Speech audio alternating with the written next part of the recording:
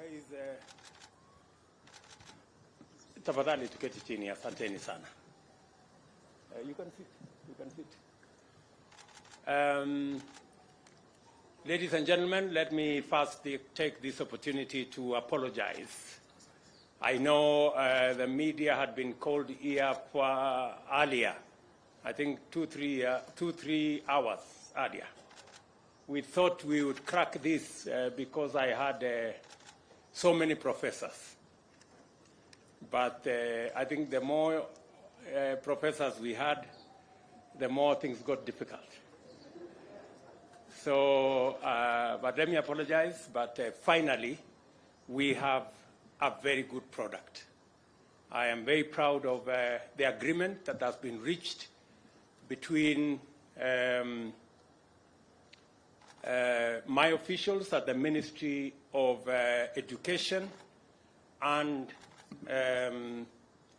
the good people, the professors and the vice chancellors from our universities and the leadership of our TVET institutions. As Kenyans are aware, we've had a running problem almost for the last 30 years about university funding. All of us remember that the current fees that university students are paying were agreed 34 years ago, the 16,000. And it has remained that all the years. We're all aware that also that we have huge, serious crisis in the funding of our institutions of higher learning.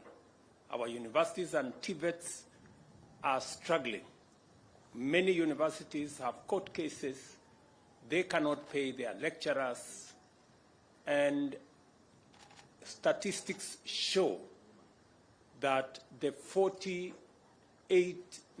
54 billion that we budget for university education is less than 50% of the requirement of our universities to carry out the curriculum being taught in our universities. As a result, universities have been forced to cut corners, if I may put it crudely, and look for alternative ways of trying to get our students taught. And therefore, it became necessary, and I did ask my economic team, led by Professor David Ndii, who is here, to sit down with our university vice chancellors. They've had many meetings. I have had many meetings myself with the team that was negotiating. I think I have had 7 different meetings for many hours. I am happy to announce to the country that finally we have a new funding model for our universities and our TVETs in the Republic of Kenya that will provide adequate resources that are predictable and that are adequate for the teaching of our children, because we believe that as a country, the single biggest resource we have as a nation is our human capital. And education is the instrument that we use to sharpen our human capital. Any underinvestment, any challenge in our education spells not very good news to our human capital. And therefore, I want to make the following statement.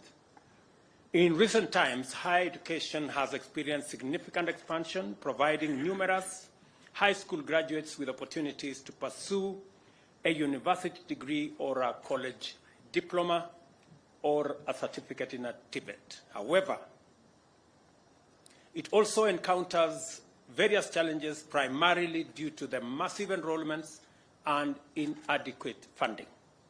Most of our universities are sagging under a heavy burden of huge debts arising from unpaid staff salaries, unremitted statutory deductions, pensions, SACCO dues, bank loans, and unpaid suppliers. In total, our universities are indebted to the tune of 60.2 billion Kenya shillings, a figure that continues to grow every month. Similarly, the technical and vocational education training institutions, the challenge has been the increase in enrollment from about 90,000 8 years ago to 327,000, leading to a reduction in funding per trainee over the years from an average of 30,000 to as low as 17,000 a year last year. It is therefore crucial and necessary to develop a new funding model to address the financial challenges facing higher education. This new funding model does not increase university fees. Let me repeat that. This new funding model does not increase university fees. In the financial year 2022-2023, Kenya shillings 54 billion was allocated to university education, both as grant and as loans. In the next financial year, under the new model, we are increasing the budgetary allocation from 54 billion to 84.6 billion, an extra 30.6 billion.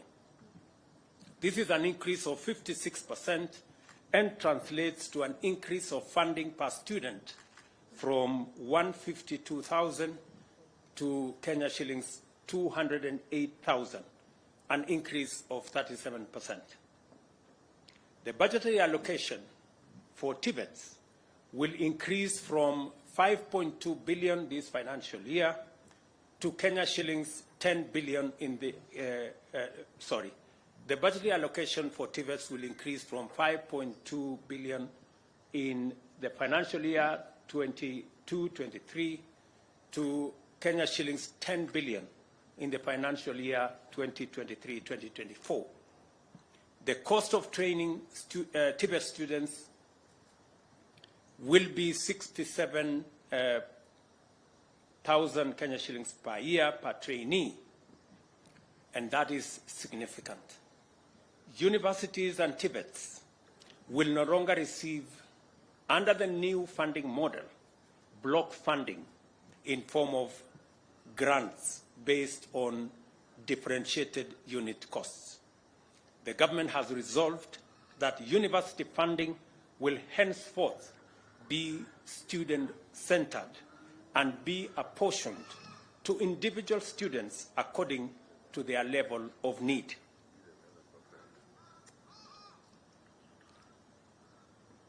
Funding to students shall combine scholarships, loans, and household contributions on graduated scale, scientifically determined by means testing instrument. The means testing instrument is an instrument that has been developed by Higher Education Loans Board over the last 20 years. Students will be categorized according to 4 levels of need. Vulnerable, actually 3 levels: vulnerable, less vulnerable, and able.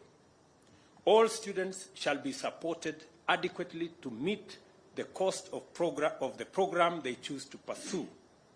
No student will ever be left behind. The government shall fully fund the vulnerable students, who comprise 29% of students joining university. And these are 45,000 students will be funded fully by the government of Kenya. And in our TVET institutions, 42,000 students this year will equally be funded fully by the government of Kenya. Their parents will contribute nothing. The funding shall be through government scholarships and loans. For the first time, students whose households are at the bottom of the pyramid shall enjoy equal opportunity in accessing university and TVET education. Their households shall not make any contributions towards the education of their children because of their financial status. Students from less needy households joining university will receive government scholarship of up to 53% and loans from the government of up to 40%, a total of 93%. 7% will be contributed by their households to meet the university education. Category number 3, the able students from able households joining university will be funded through a government scholarship up to a maximum of 38% of the cost of the program and 55% in form of loans. Again, in this case, their households will pay only 7%. The difference between these two is that the less needy students will get more scholarship and less loan. The able students will get more loans and less scholarship. In the TVET category, the less needy students joining TVET will receive government scholarship up to a maximum of 50% and 30% loans from the government. Their households will pay 20% of the cost. The able students joining TVETs will be funded to the tune of 32% for government scholarship and 48% for government loans, and their households will equally contribute 20% of their costs. Universities will therefore be required to declare and publicize the actual cost of their programs.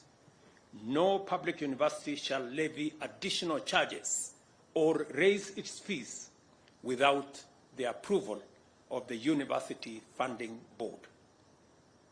Students who are eligible shall apply for government scholarships, loans, as well as bursaries from complementary funding agencies, including county governments, the national government constituency development funds, and private companies. The University Funding Board shall share information with students on availability of sources of funding through its portal and streamline the application program. The new model of funding higher education to be implemented effective this academic year 2023-2024 will commence with a new cohort of 173,127 students joining universities and 145,325 students joining TVETs. All continuing government-sponsored students shall be supported in line with the previous existing funding model. Starting from 2023-2024 academic year, the process of placing students to universities and TVETs shall not be linked to funding. All universities and TVETs shall, with immediate effect, disclose and provide information on the cost of their academic programs to the Kenya University and Colleges Central Placement Service. The Placement Service shall publish this information prior to placement of students so that students can choose the universities they want to join. With a new funding model, universities and TVETs will be motivated to raise additional resources and to enhance the quality of education so as to attract more students. Overall, there will be 4 funding streams to ensure the sustainability of university and TVETs. This shall include student-centered funding, the one I have explained. We are going to interrogate now research funding. We are going also to separate this from capital infrastructure grants that will now go to universities for development of university facilities. And also we will be encouraging fee for service, such as consultancy, where universities can provide this service. Having developed an elaborate framework on student-centered funding, we shall turn our attention to the other 3 funding options in the short term. Let me also explain that we have agreed with these good people that the Kenya National Bureau of Statistics will work out how these fees will be graduated year by year, will give us the model so that we do not end up with the situation where we are today, that we are using numbers that were agreed upon 30 years ago. These numbers shall keep increasing year by year, depending on what the Kenya National Bureau of Statistics gives us, what is that factor that we are going to be working on. The Cabinet Secretary for Education shall take immediate action to operationalize the new funding model as it has been agreed between the Government of Kenya and our university and TVET institutions. I can take a question or 2. Asanteni sana.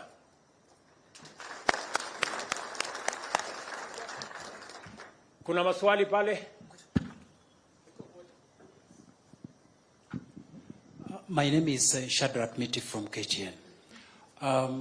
We know up to now there has been an unusually delayed opening of the COPS portal. Perhaps in the discussion, how soon are we going to see that so that now students can start applying for the same? And in the discussion, were there any agreements around placing governments, students in private universities, because it's a discussion that has been on for some time? Thank you very much.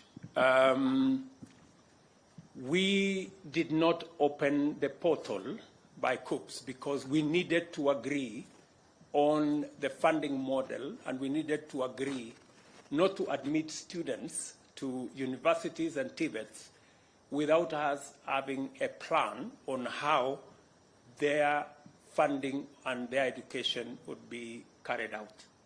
We've postponed this challenge for many years, and as a result, our universities and TVETs have suffered a great deal.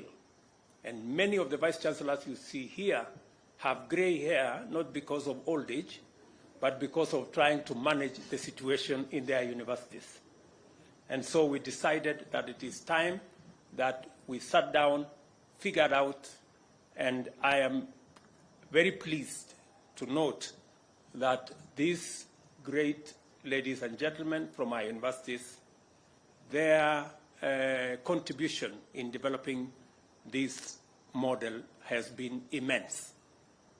In fact, our work was made very simple because they came with the good ideas that we assembled and got this funding model in place. COPS was waiting for this meeting. So I am confident that by when I saw the lady in charge of COPS was here, by when will we open the portal now? Give her the mic. Your Excellency, once the universities have given us their costs, which I hope they will do in a week's time, we'll be ready to open. Thank you very much. On your second question, yes, we have discussed on what we are going to do with our private universities. And the agreement has been that, just like has been before, students who join private universities will qualify for loans from the Higher Education Loans Board. They will, however, not qualify for scholarships from the government of Kenya. I think that's the only issue, because we believe that the students in our private universities equally deserve our support. That's why we have said they will qualify for Higher Education Loans Board, just like all the other students. The scholarship from government will only be limited to students in public universities. Any other question? My name is David Muchongo from the Daily Nation. You have given the categories of the students that we will be the vulnerable, less vulnerable, and able. Do we have a formula of working that out so that we weed out fraudsters?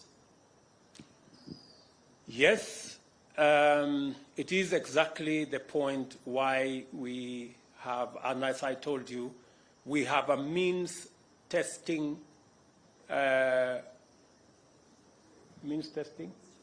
instrument. We have a means testing instrument that has been in the works since I was at the university, almost 25, 30 years ago. And it has been refined, and it is scientific, and I am confident that it can deal with the challenge of fraudsters. Maybe give the mic to Mr. Ingera, I think he's in our midst, to speak to that particular subject. Mr. Ingera is the means testing instrument able to deal with the challenge of fraudsters trying to take advantage of our university funding program. Thank you, His Excellency. I can confirm we have a lot of linkages with Kenya Revenue Authority. Maybe you can look at those cameras so that... Yes, I want to confirm that the means testing instrument has linkages with the Kenya Revenue Authority, the Registrar of Persons, and we fetch data from all these people. Remember again, the local chief has to sign off that form, and also your local pastor. So if you have to lie as a fraudster, then you lie with all those good people. Thank you. Okay. Finally, I think we are good. Situachi hapo. Niko na wageni wengine, poleni wadosi. I will look for another opportunity we can talk.